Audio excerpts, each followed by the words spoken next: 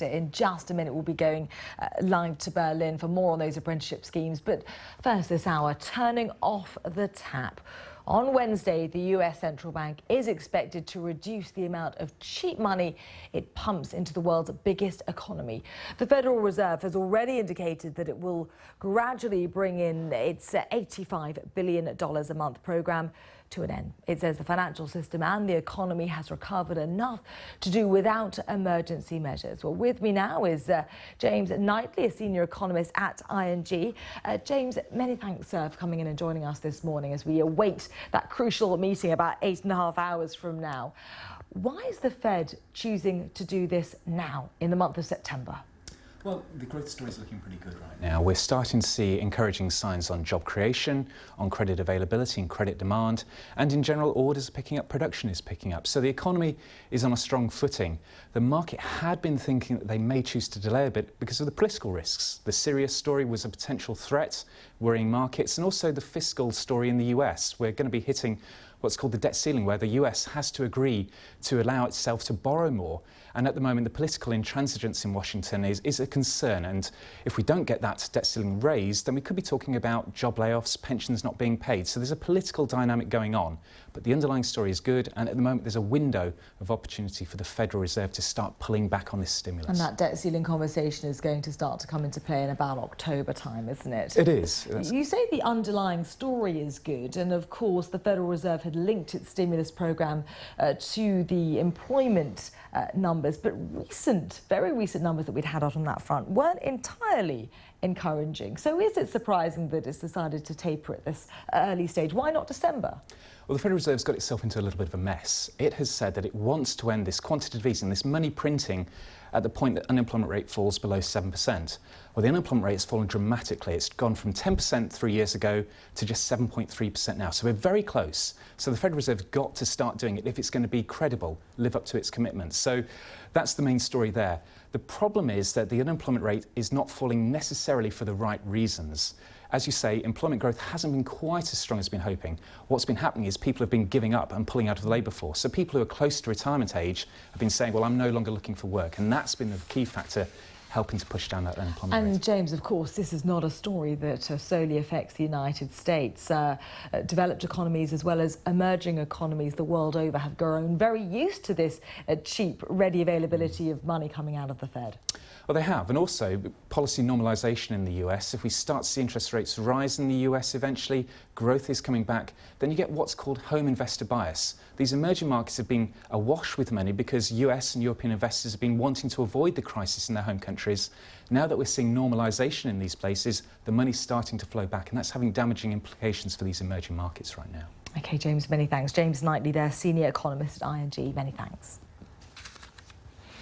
Now, the German election looms, and in the next of our special series on the powerhouse of Europe, we look at how they're managing to close the skills gap there.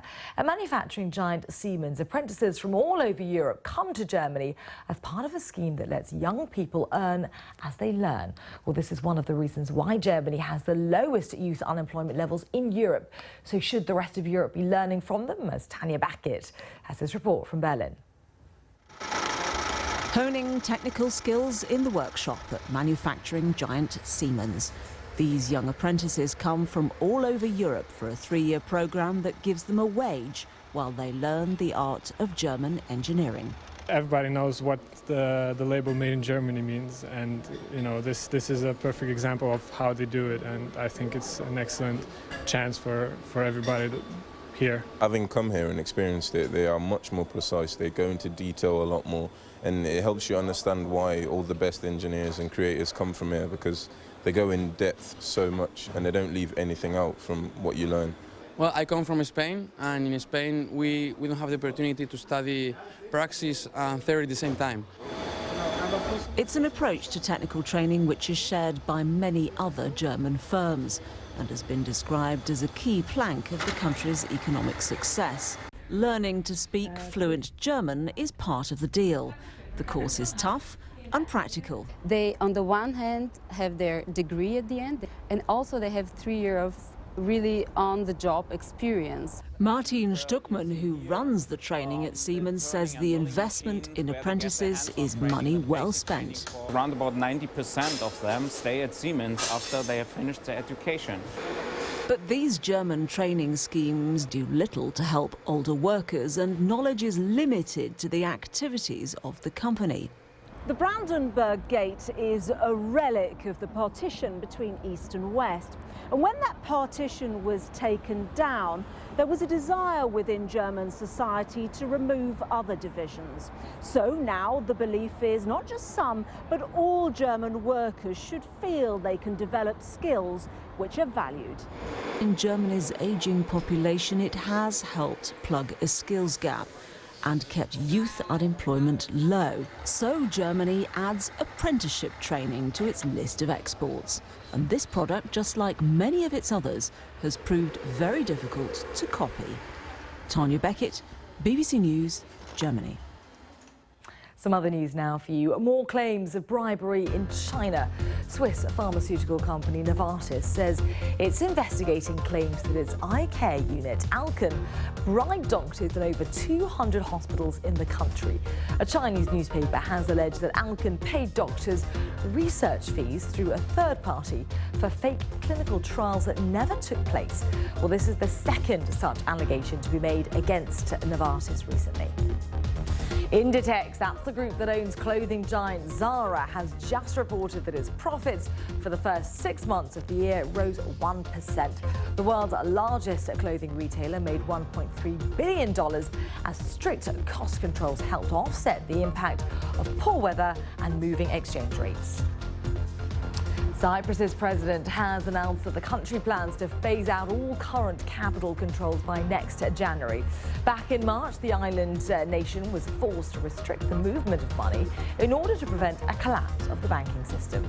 It includes rules as to how much money people can withdraw from Cypriot banks. The rules form part of the terms of a $13 billion bailout. And Boeing's latest Dreamliner model has completed its first flight. The Stretch 7879 can carry 40 more passengers and fly longer distances than the current model. Investors are betting this new plane will not be plagued with battery problems like its predecessor. Boeing shares closed at a record high on the news. Okay, quick look to see how markets are getting on. And for the most part, world markets rose ahead of that Federal Reserve meeting that we're expecting in around 8.5 hours' time from now. The expectation, of course, being that they will begin to taper their money stimulus program. That's the view across Europe at the moment. More from me in the next hour.